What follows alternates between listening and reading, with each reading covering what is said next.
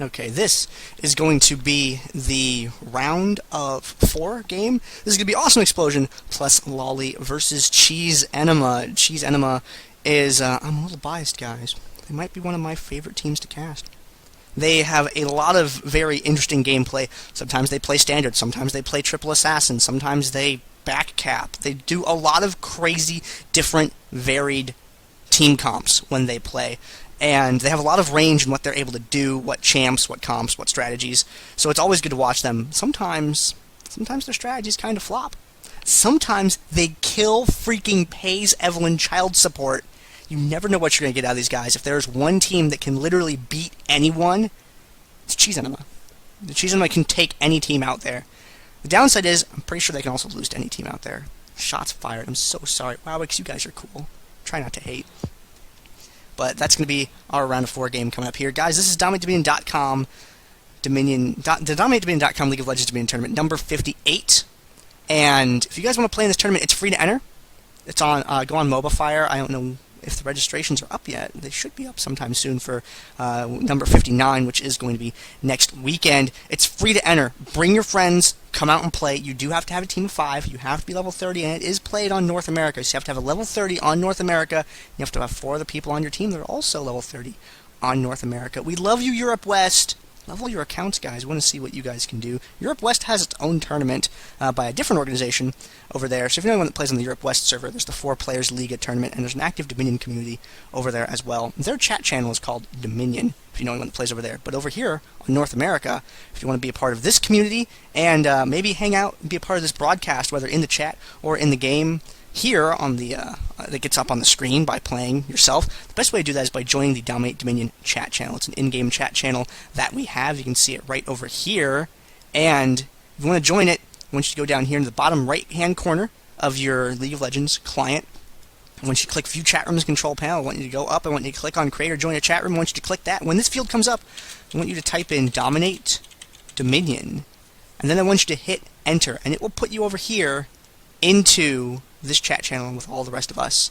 And we talk about Dominion, we talk about some things that aren't Dominion, we talk about just all sorts of things. And, you know, we watch the Dominion tournament in there. We do watch some Summer's Rift tournaments and hang out and talk to each other because we are friendly. We watch the other Summer's Rift tournaments. I remember a bunch of people were up watching LCS last night, and that was pretty cool. At like 4 a.m. I felt icky. I logged into League just to have some people to talk to, and people were talking about League of Legends. It's so great. I love that chat channel. You guys make the world go round. Give them a like on Facebook, facebook.com/DominateDominion, and Twitter @DominateDom. I'm one half of your casters. I'm Gander of the Gaming Clan, Vato Clan, and who do I have with me tonight? I'm Sakuriano, one of the local Dominion players.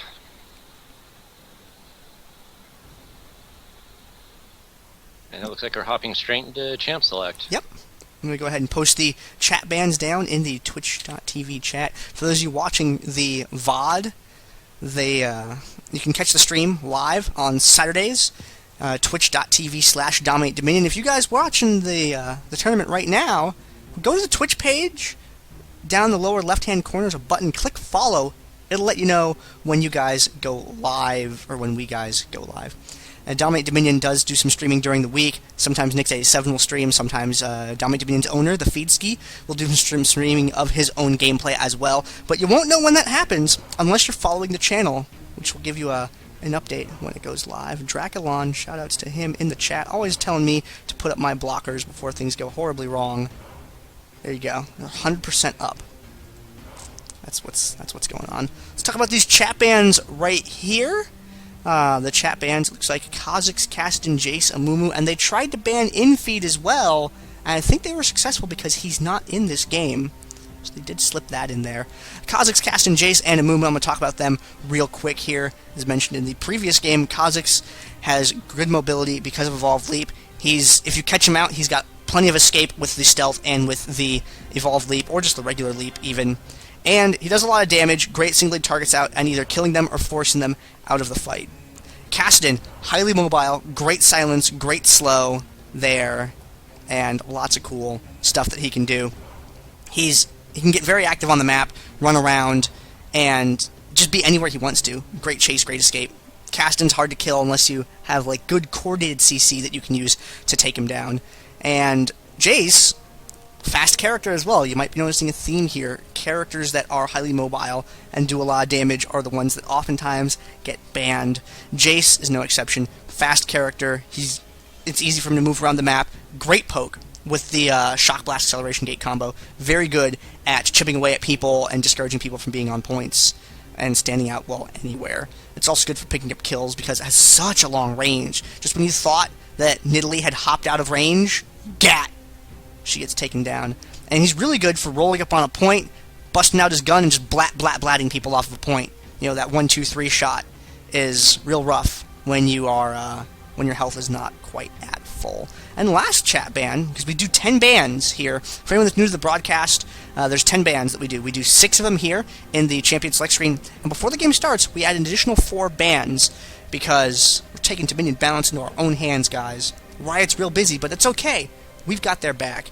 And when things get a little bit crazy, we're like, you know what? Let's add a couple bans. Let's make this a little less zany. So that's why those are there.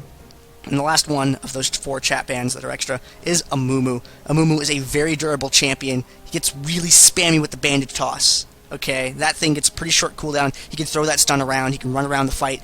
Excellent chase with it. It's a pretty fast projectile too, so it's kind of hard to dodge.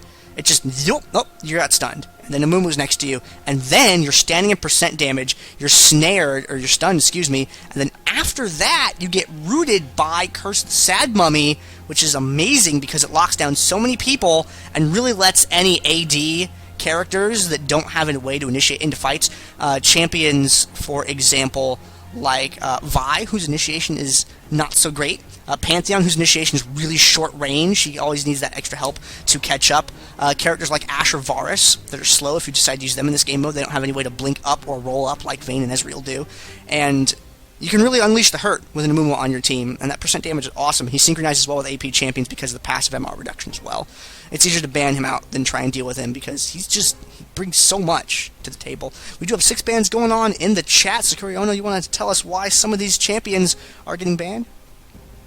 Alright, starting off on blue side, we have Nidalee as the top ban. She used to actually go ignored for quite a while. I want to say probably around the DominateDominion, what was it? Somewhere in the 35 to 40 range is probably when she started getting noticed. Nidalee offers quite a bit, which is advantageous on this map. Probably the thing she's most well known for is her spears, which, if they manage to hit you, do quite a bit of damage, assuming she's been building AP. However, due to the way the Dominion terrain is established, it's actually a lot easier to hit spears than it is on any of the other map modes, so her damage output is actually a lot more reliable here on Dominion than it is on like Summoner's Rift or the Howling Abyss. Lulu, probably one of the more powerful supports we have here. She can kind of do just a little bit of everything, and instead of like some jack-of-all-trades where they just do everything kind of she excels at everything. She's got a strong shield, she's got enemy reveals, she's got slow, she's got powerful poke damage, she can boost the AP of your own AP carry, and if all else fails, she can drop her ultimate, and anybody who you thought was going to be dead is now a live and healthy threat. Evelynn, I haven't really seen a whole lot of, but she's pretty dangerous, just if nothing else, for her almost constant stealth. If she catches an opponent, especially in bottom lane, she is probably one of the more lethal bot lane gankers when piloted correctly. She hops in, and there's almost nothing you can do unless you've got like the perfect escape route. Switching over here to purple team, you have Wukong, who is a very common bruiser pick, if nothing else, just for his ability to get in, do some damage with his gat close, smack you with his Q, drop your armor, and then decoy out. It's very hard to pin down a Wukong unless you save your vision reveals just for him, and even then it can be kind of difficult to catch him, just because Wukong's decoy actually pushes him forward a little bit from wherever he deployed it, so it also acts as a gap opener in some ways. But most importantly with Wukong is his ultimate. If he gets into the middle of a clustered team, it's going to throw out some nice knock-up CC, and it's going to chunk away your health. Brand? You don't actually see Brand banned too often, but he is a very powerful AP mage here on Dominion. He's got some supreme AoE in those clustered jungle and windmill fights between his W and his ultimate. He's got the ability to combo to boost his damage, or if somebody's just being a real pain, he can stun and kite you around all day, and you're just burning the whole time because his passive takes away percent health, and the ever-popular Blackfire Torch combos exceptionally well with Brand's kit. Talon is a ban you sometimes see if you have squishies that you just don't want to die. A Talon player who is skilled at his mechanics can pretty much single out anybody in a team fight, hop in, and then just gack them right before they can do anything.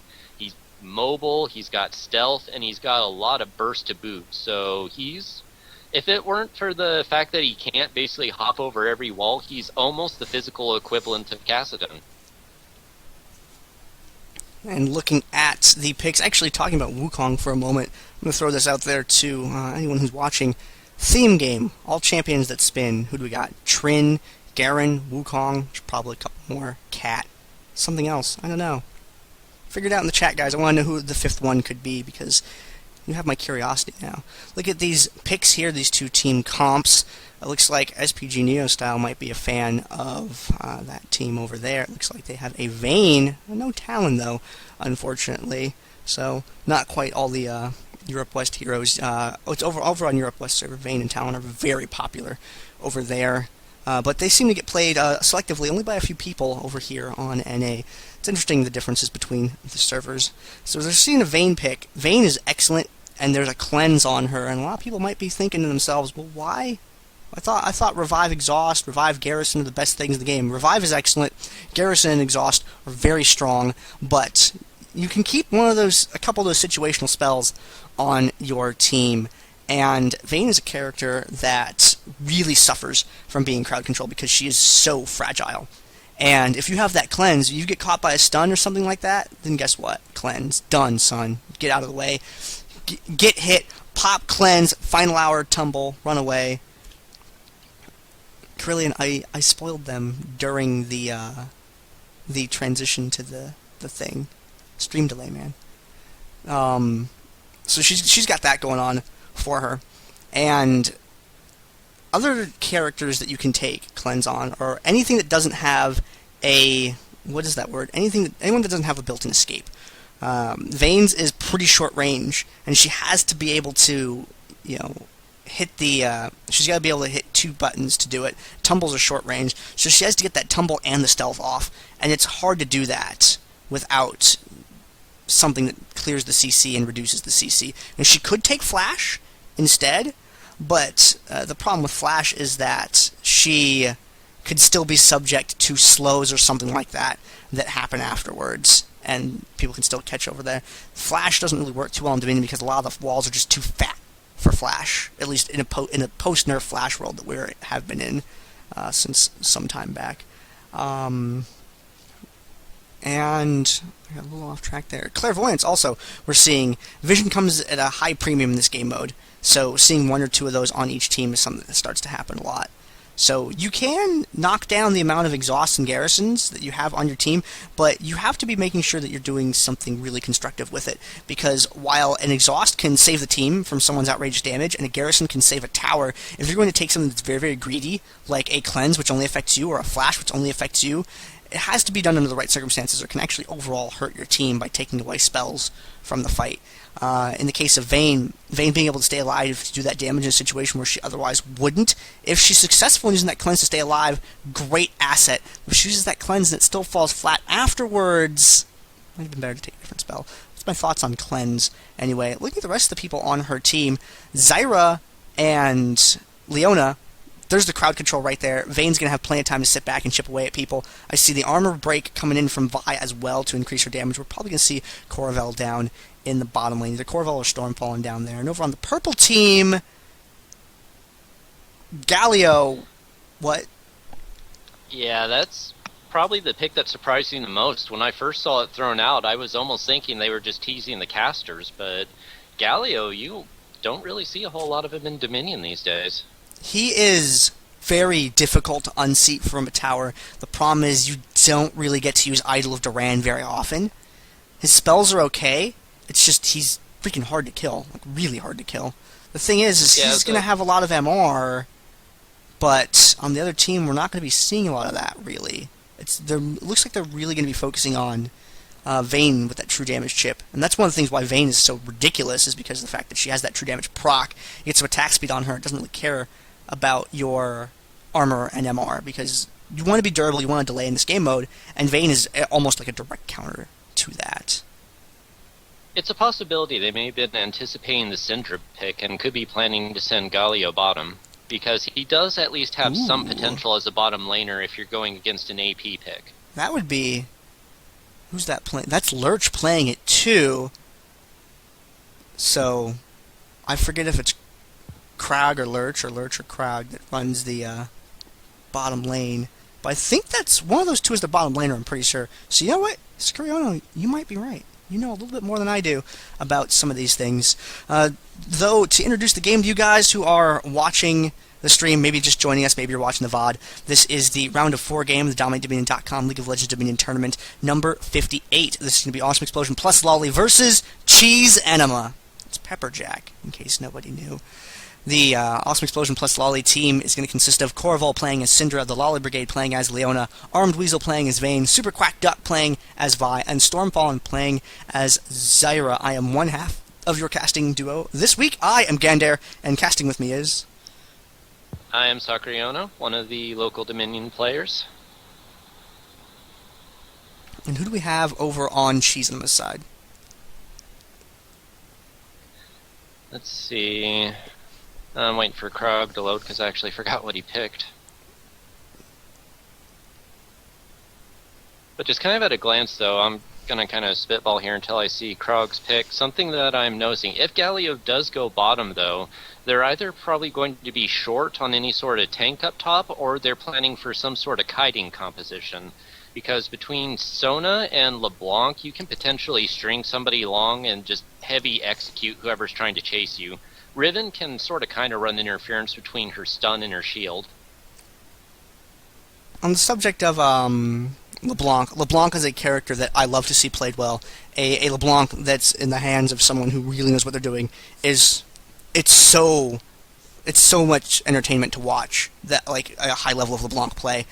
And I tried to make that GIF for anyone that knows what I'm referring to, and the last frame of it screwed up. So I had to remake it.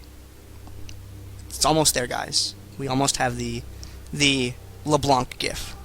LeBlanc is a great character. It's just, if she gets caught by CC, she can die real hard. Really, really hard. Yeah, and with LeBlanc's burst potential, you pretty much have to crowd control her. It's almost like a Katarina in that respect. If you don't lock her down at just the right moment, she's going to basically take her pick and say, that champion is mine. Thank you for the kill. All of the recalls.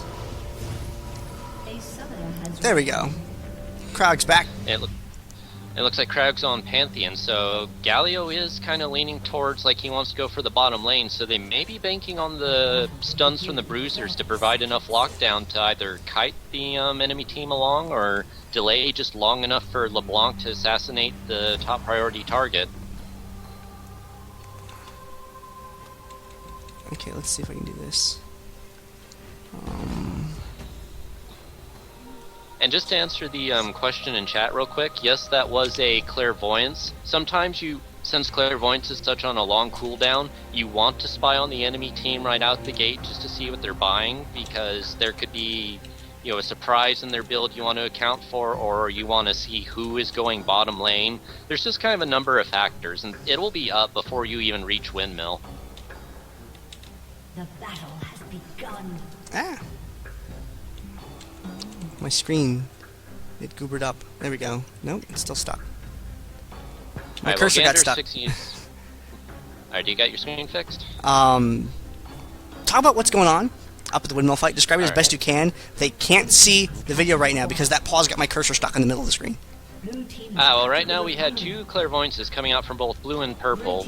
Leona tried to catch LeBlanc here in the middle, who stepped slightly out of position, but it's gone back to the standard race for windmill top.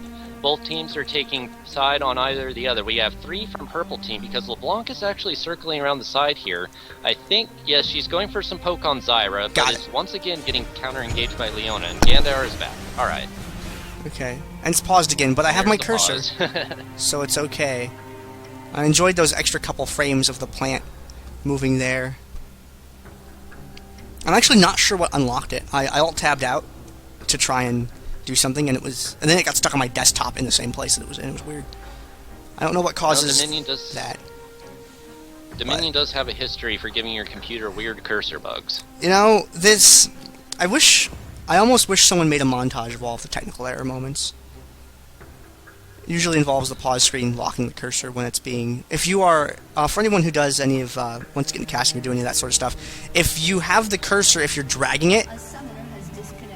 If you're dragging the cursor, scrolling the camera with it, then what will happen is... If they pause while you're moving the camera by pressing and hold the mouse 3 or mouse 2 or whatever you have it bound to, then it will get locked into that location. And I can alt-tab, I can use my tab and my arrow keys on my keyboard as much as I want, but I can't seem to move my mouse. Even if I minimize League, I don't know what causes, or what caused it to undo. It seems like hitting the button again a few times after the game went back live unlocked it, but it couldn't do it during the pause screen. Let me know when we get the countdown to game coming back, because I have the overlay up. Alright, just to answer a question in chat while we're waiting, how many garrisons does top need? It honestly kind of depends. Personally, I like to at least have one garrison, that way for those emergency situations where you think you can hold top versus multiple opponents, or you want to interrupt a channel at a distance, that garrison can usually come in handy. For dive comps or anti-dive comps, you can sometimes see up to 2 or 3 garrisons. That way you can counter the enemy's garrison, and you'll always have one up no matter when you need to dive the turret or shove people off of a turret. Now, I don't necessarily know if I agree with the word need either. I feel like you would always really like to have at least one minimum in a game. But I've also seen games where teams will take just pure exhaust and really, really focus on winning the fights off the point. Because if they can catch a team with garrisons off of the point, it completely negates the benefit of having garrison at all, because they don't have a tower to use it on. So if they get caught off in the jungle, or they get dragged off the point to somewhere where they can employ their exhausts against them, or have the exhaust deployed against them, then it really hurts their chances. Garrison is great for attacking and holding points. Exhaust is really, really good for winning fights in between teams off points, or winning duels. And it's pretty much what it comes down to. If your comp is more focused to one or the other. Yeah, it would come down to what your overall strategy is for Dominion is. Do you want to focus more on point battles, or do you want to focus more on jungle engagements? Yes, in fact, I really have been far even as decided to use Even Go Want to do look more like. It's very fun. I highly recommend it. And Lurch is back as well, so probably going to be kicking back over any moment here. Looking at the items here, everything looks pretty standard. Riven going for the Grezes there, Vayne with Codex, Galio with the Chalice. Nothing that seems non-standard there at all. And the Chalice might be a slightly strange pick, but it can sort of kind of work. Personally, I would prefer the Prospector's Ring and some mana potions, but a Chalice and health potions is also viable. Did I say Vayne with Codex? LeBlanc with Codex. That's not right at all. You're right, Valandum. Oh, LeBlanc has that. And Riven chasing after the enemy team. They are now getting condemned back away. Super Quack Ducks trying to put the hurt on her. Has that armor break going on. Loli Brigade. Is Loli Brigade to go for it? No, it's going to turn the attention towards Kraug instead. They're going to let Riven break away. They're going to dash away, create more of a gap with Riven. Riven not able to deliver that damage from having been driven out of the fight like that. She does connect with the stun. Super Quack Duck and Exhaust as well. Zyra's plant stays and delays for a couple more moments there. I don't know if Vayne is going to get up here early enough. Is it stuck on? Alright. What? Is it down now? Did it work this time? Give it a minute. Okay. I've got the stream pulled up on another computer. Alright, thank you. LeBlanc goes for a gank down in the bottom there, and they are able to catch out MMK is able to catch out Syndra there and take her down. Alright, chat's saying it's fixed. Alright, excellent, good. I have a key command for it. I guess it didn't go through. I'm sorry about that. Defensive and offensive garrison down up here at the point. Kraug able to pick up the kill on Vayne. Brown Bruiser low on health. Gets snared by Zyra, though. and killed, unfortunately. Loli Brigade going to go for the capture there. Stormfall going to pick up the kill on Pantheon as well, so they are going to turn around that point. However, MKH has decided that he loves the refinery. He needs some more oil for his siege catapult thing, because cars were not invented yet. Stormfallen over there by the Storm Relic gets caught with a lot of damage and a stun. Great play. Wowix helped him set that up for MKH by using that stun there, and Zyra gets a free trip back to base. Vi is going to retake the refinery up at the top. Loli Brigade is going to defend as long as he can up here, but odds don't look so good for him. Vayne is on her way up to the top, but I don't know if she's going to get there in time. We'll see how it plays out. She is going to arrive at the fight, though, but is she actually going to be able to prevent this from getting captured? No, she is not, unfortunately. Now she eats every stun ever, and that's not so good for her, unfortunately. Vi now having to retreat from the fight, not really having a play they can make, was not able to dash out of the ethereal chains, unfortunately. MKH is going to pick up that kill as well, and it seems like every attempt at picking that point up just now was foiled. Yeah, that backdoor move by LeBlanc was actually a rather sneaky move that you usually don't see until a little bit later, and usually then it's a team play, because if top is captured and if you have problems getting it, your two options are often either gank bottom or make a play for their middle. However, because LeBlanc went for the middle when she did, Vi was distracted having to recapture that in full, and that gave them just enough opportunity to 2v1 Leona up top, while LeBlanc and Sona ran interference on anybody stopping them. After that, blue just kind of streamed in and purple picked them off one by one. Nice straight lines is not how you want to run into the enemy. You want to avoid that as possible. You can get some last-minute interrupts there, but you want to try and limit those situations where you do the one-man dive when it's 1v2, not necessarily higher than that, or you want to look for teams that don't have a lot of CC that they can apply to you, so you can actually get up there and interrupt safely one versus multiple people, because Nidalee's a character that gets banned out a lot because she can delay against multiple targets, although she does have the range for it. Up at the top, Pantheon by himself up there. Zenith Blade connects with him. They get the stun. Vi through the wall. Solar Flare goes off. Crowd in a lot of trouble. He gets taken out. The Airborne off gives them time to catch up with the rest of the team. MKH able to get the snare off on Super Quack Duck, and he gets taken down. However, MKH is caught in the exchange. Now it's Wowix all by himself on the point, and he sees what's coming and doesn't like it. Throws down the stun. Dance, dance, Leona. You're not going to be able to catch Sona today. Yeah, that was just a perfect chain of CC blue team. Leona landing probably a near blind Zenith Blade over that nice chunk of wall, locking down Pantheon. Then as soon as the enemy team started coming up to try and poke him down or reinforce him being caught out, Zyra turned, dropped that ultimate. It was just pretty much lockdown city. Keep an eye on Vayne, guys. This might be the last you see of her for the moment. MKH is waiting for it. He's trying to light up. Catches her with the ethereal chains. Lots of damage going off. Distortion up in. Bunch of damage there. Vayne really low on hit points now. MKH does get caught for some damage, but Armweasel's hurting. Has the potion going right there, but if he gets caught again with any sort of burst, Armweasel is likely to die.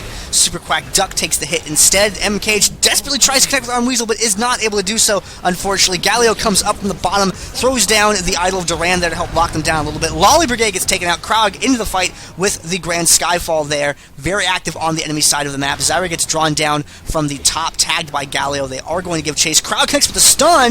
Bad for Stormfallen. Gets a free trip back to base. Krog with Zyra now unseated from the windmill is going to go up there and take that point. Yeah, it was a nice ultimate on Galio's part, and I also just took a glance over his build. It looks like he's got all the components for a Blackfire Torch, which means that they are going to take a bit of a risk here and have nobody who seems to be building traditional tank. Instead, they're just honestly going to be relying on the bruiser angle, so we will see how this pays off for them in the late game. So far, it seems to be working quite nicely. An inch away from destruction right there. Vi not clipping the bushes, unfortunately. Gets a snare on Loli Brigade. The rest of the team catches up, and Leona, in a lot of trouble, is trying to get away there. Stormfallen tries to contribute a little bit of damage. Super Quack Duck in from the back. Aims at Wowix. Wowix retreats the team, and there's 5 there, but there's so much pressure that they can't squeeze past to try and make the play for the Boneyard that you would normally make when there's a 5-person engagement. Yeah, they picked a really good time and had really good positioning for that, because normally if you throw 5 people at any given point on Dominion, you're going to open yourself up for somebody to peel off and back cap while your other 4 teammates hold them off from making any plays of their own. But in this case, they had just the right amount of pressure in the right place. Oh no, slam dunk MMKH, he gets melted immediately. Then they follow up for Krog. Now they chase in for Wowix, taking him out one right after another. Brown Bruiser sees that, decides he doesn't want any of it, is going to hip-hop jump away towards the top point there. Wants to get connected with Wowix so that they can team up. Corval with the ball shove stun there, and is going to retreat. Not going to be able to get that recall, unfortunately. In the bottom lane, Galio Lurch has been able to neutral the point. Stormfallen and Loli Brigade down there have something to say about it, but he is going to hang around for a moment, get more delay off drawing all 5 members of the enemy team down to that lower part of the map, and doing an excellent job there. Pantheon is actually going to come down with the Grand Skyfall. Interesting to see where this goes. Gets the stun on Corval immediately, and just what? How many hit points? None. Syndra goes back to base. Arm Weasel, it looks like he wants to try and fight with Krog, but I'm not sure how well I like those odds. A little bit up from that. Vi and Leona are getting chased away. Krog with the spear shot, able to take down Vayne as well. Wowix and Lurch going for the capture here, and MMKH LeBlanc splitting away for this point here to try and take it as well. Very greedy, going for the multiple caps. They're on 4 points right now. They have a large minion wave heading in for the refinery, and they could use that to neutral this point. Yeah, at the moment, Purple Team is just shifting a bulk of their focus, going from bottom to top again. They are making Blue Team dance around to the beat of their drum. They are making sure these fights are taking place where they want them to, when they want them to. And it looks like Blue Team has actually managed to get a win in on the team fight, so we'll see if they have the positioning and the presence to push back and get this windmill top. Galio's Idol of Duran is down, unfortunately. He used it down in that last engagement so that Sona was be able to take out Armed Weasel's Vayne there. Riven up at the top, and it's going to chase them away a little bit. It doesn't look like... And it looks like Galio does have his garrison available. He is going to... he wants to recall, but he's really not in a safe position to. So he go back up to the top instead, try and chip away at some of these minions, because the minions might be the difference between capturing this tower or being able to or for the red team to be able to continue to hold it. Wowix in the middle of the map scouting out to kind of see what's going on, and there has been another pause. My cursor didn't get stuck this time. So with the 3 cap to 2 cap right now, just looking at the map without getting too specific about locations and things like that, like, we see a recall going off. There's 4 members of Cheese Enema on the map, sort of in a circle around everybody else, and I don't know how this is going to play out. It's mostly going to depend on if Blue Team can either get a good engage on somebody out of position, or if they can perform a wonderful counter engagement, because right now Purple Team is just stringing them along. MKH taking Vi for a walk. She doesn't like to be walked there. MKH slowed from Leona there, enabling Vi to pick up that kill. Wowix is going to go ahead and float on away. Moving with Riven now. Pantheon down there. On the lower half of the map temporary. Galio goes down there, gets the point back. Looks like him and Syndra might have a disagreement, but we'll see. Looks like they are going to have a little bit of a scrap down here. Lurch going forward a little bit there, but taking a lot of damage in the exchange, unfortunately. Up at the top end of the map. Now the quest objective points. There's the defensive garrison right there. Wowix throwing that one down. He did have it available to him there. Pantheon helping clean up the minions. They are going to hold on to the point for now, but this is an icky situation to be in. They're feeding minions into the point to chip down away at, hoping to get neutral so they can start a fight without that defender's advantage. Wowix with the poke there on Zyra, doing quite a bit of damage. Look at Sona's build right there. You can see that she's got plenty of pain to bring to the game right now, especially with those Sorcerer's Shoes. Very interested in doing the damage there. From the back, MKH picks off a lot of damage on Super Quack Duck. The minions do get the point neutralized, and they are clustered up. MKH is on the outside of the fight. Pantheon coming down, decides that he'd like the position better if he was there in the fight. Connects with Loli Brigade, and Brown Bruiser's Riven goes in to help fight. Where that Eclipse, though, soaks a lot of damage. Throws down the exhaust on Weasel there, chases to try and connect with her, and barely able to survive. Zyra's plant is not in a position where it was able to reach Riven. Riven jumped past it. That True Silver Bolt proc not quite enough to kill her. And Brown Bruiser retreating aggressively towards the opposite side of the map because just one hit away from death there. Wowix is back, and MKH up at the top. Mirror Image is procced, so he is in danger of getting killed there. 4 on 2 here. Pantheon and Brown Bruiser not going to be able to get that recall. Has to commit to trying to defend this point now. Gets the stun off on Super Quack Duck. Krog zoning everyone else away. Brown Bruiser does go down, unfortunately. Wowix and Krog are going to fall back from the point. And now, Awesome Explosion is going to get the windmill. Yeah, the fight that started it all, LeBlanc just had some nice patience, sitting right back here in this nook above the health rail, just waiting for her target. It looked like she was initially wanting to jump on Zyra, but when the opportunity did present itself, she hopped in, did some damage on Vi for a distraction. That caused enough hole in their line up top that the rest of her team was just able to come in, and she was able to hop in once more and focus Zyra down. And from there, it just snowballed. Vi has found Bunny Riven, and Vi has the Storm Shield there, so it's a little bit of a scary fight to get into. Wowix going down from the bottom point here, throws the slow on Quack Duck, and a little bit of damage as well, but does begin to retreat. Riven and Pantheon, they combo very well with each other because it could be one stun into another stun. There we go, one stun to Aegis into Airborne. Lots of crowd control on Super Quack Duck right there. Vayne does connect after following up that Zyra snare, and that's exactly the position you want your Vayne in. You want to lock down the enemy, let Vayne get that damage out. She's aggressively chasing Wowix away from the fight, turns around to put some hurt on Krog. Instead, there's the True Silver Bolt proc. Krog gets taken down. On Weasel, though, getting lower on health with every moment that passes. MKH finally able to take Vayne down, and with Vayne down, it's like going to change the dynamic of the fight. Wowix gets low. Loli Brigade able to take him down with the Zenith Blade, and there's no one to try and pressure anywhere else. Galio brought up from the bottom. Once again, a recurring theme that we've seen in this fight is Galio coming up to contribute to his allies' engagements here. Loli Brigade and Quack Duck. There's the armor break on Lurch. She's running back and forth, wants to keep them in this area.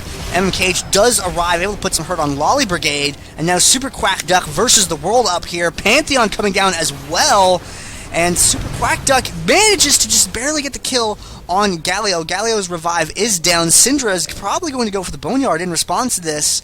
Wowix might go down there to stop it. Up at the top point, Krog and MKH are trying to get this point down, but Zyra's plants there able to keep Krog from the capture. However, a large wave of minions is going to be able to pick up the neutral there, although the full cap, it looks like, maybe had with Riven and LeBlanc to zone them away. Wowix was not able to stop Syndra down at the bottom point, however, but he just doesn't care. He's, oh, Syndra's there, I'm going to go where Syndra is not and apply pressure, which will either drag Syndra off the point or give him the quarry.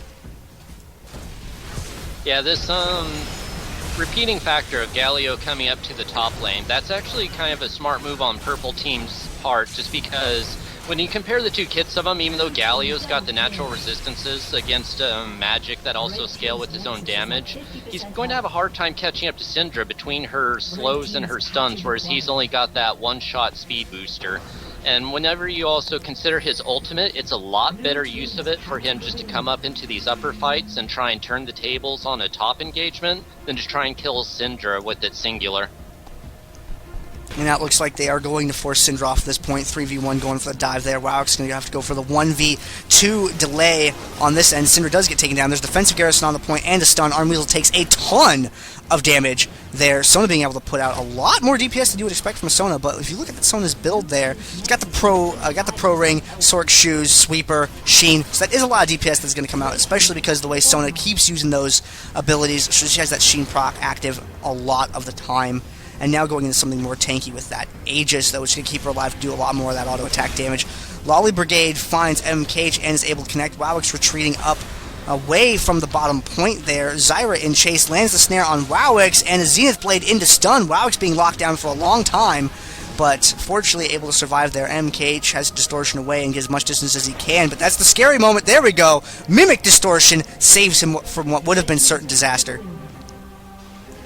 And another sub-tactic that we're starting to see a repeat of, in addition to the Galio coming up top, is that Sona and LeBlanc are starting to pair up whenever they run through the jungle.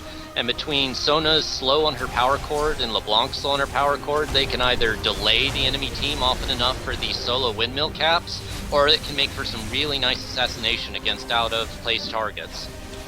And the offensive garrison goes down up at the top. A lot of action below and above the windmill. Super Quack Duck and Stormfall and going for the cap. They do get the neutral, though, but they've been out of the fight for a large amount of it, though things seem to be turning out okay. Super Quack Duck has really been standing and delivering in that fight, trying to get MKH down. Zyra's been contributing a little bit of damage over the wall there, but only the mirror image gets killed off, and now it's WoWX and MKH versus a Rainforest. And Zyra doesn't really have a lot of place to go. Distortion into everything bad happening to Zyra at once, and doesn't connect with the passive, unfortunately. Something also to point out here that we've been seeing in these past couple of fights, whenever we were talking about the usefulness of clairvoyance, you'll notice they've been dropping it on this little clump of brush, both on top side and bottom, whenever they're engaging somebody near a point. It actually allows them to get that vision they need to get the kill and get the damage in, where otherwise you'd have to jump in and face check it and then risk getting the fight turned around on you. Pantheon coming down for that top engagement there. And Leona, oh, that Solar Flare doesn't quite connect, but that could have been a disaster. And oh, Krowog knocked back from the crossbow of Vayne there, and not being able to deliver that stun the way he wanted to. Super Quack Duck completely turns that around. Pantheon gets dunked so hard, unfortunately, and really wasn't able to contribute to that fight. Let's show Pantheon's abilities on the screen. Unfortunately, when he dove in, he also took quite a lot of tower shots in that engagement, so he just didn't get the reprieve he was probably looking for. No, he did not.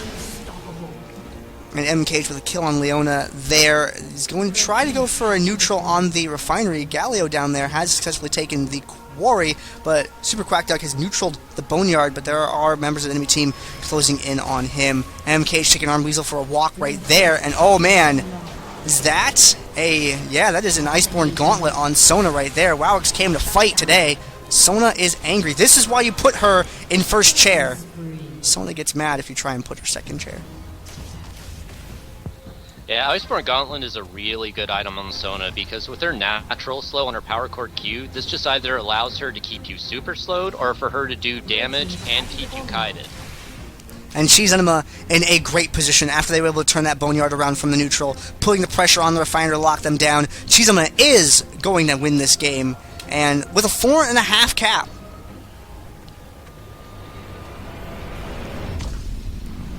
Manner level at the end of the game.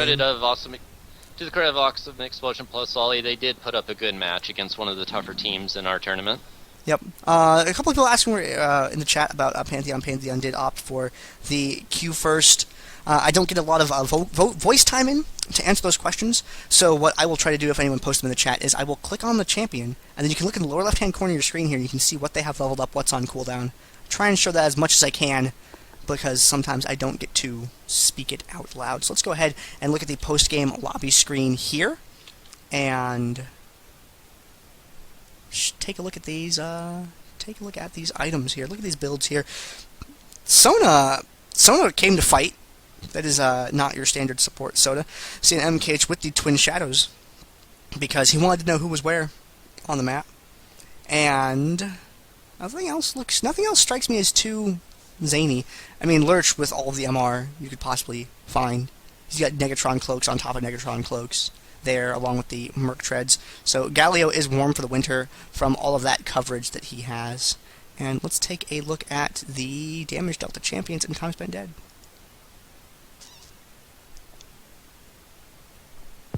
Yeah, it looks like Zyra was putting out quite a bit of damage over the duration of the match. Unfortunately, it just wasn't enough to get through. And for your graveyard hero for this game to see who decided that they wanted to spend more time eating chips while dead at the summoner platform than actually playing the game, it is going to be Vayne with a 219. And WoWX just doesn't like being died, so he only was dead for 23. And WoWX, who by the way really doesn't like being dead, only 3 deaths. Look at the assists on WoWX. WoWX has all of the assists. That's crazy. Sona's damage, please. I think I showed that, didn't I? Yeah, her damage is actually fairly well tied with LeBlanc's because, as I mentioned before, those two were duo roaming the jungle and pretty much causing whatever disruption they could. Yeah, that's kind of a scary thing. Now, the reason that they're so similar to each other is because they put a lot of pressure on MMKH. He ate a lot of CC, he got killed a lot. WoWX didn't. So with the extra time spent alive and the fact that Sona kind of got to sit back and do more damage because they didn't pressure Sona as heavily as they pressured LeBlanc, because LeBlanc was far more dangerous. So they put a lot more focus and crowd control into that, which meant WoWix, when they were paired up, had more time to sit back and chip away at people. So that's why they are so similar. I don't want to see the forum thread, "Oh my god, Sona does as much damage as LeBlanc when built AP. Oh, Riot, nerf, please." Can I see how much healing was done? I wonder how much Galio healed. Yeah, Valandum, I can throw that on there for you. Whoop. Only 7,400. No one else with very much, mostly potions and relics and things like that. Actually, I don't think relics are counted. Yeah, they wouldn't be Sona counted. doesn't have nearly as much burst as the LeBlanc. It's just one of those things you don't quite expect, because between her Q and her power chord Q, she can put out a surprising amount of hurt when she's built more as kind of the, I don't really want to say burst, but whenever you see a gauntlet, sometimes every once in a while you can see a BFT on Sona and it works. It's not common, but out of the blue, if you're not expecting it, ouch. Alright, and I gotta get this next game set up. So I will see you guys in just a moment. Once we're going into the finals. It's gonna be Payzevil and Child Support versus Cheese Enema, and we know that Cheese Enema can take down Payzevil and Child Support. So let's see if we can do it again. Bring that game to you as soon as we have it ready.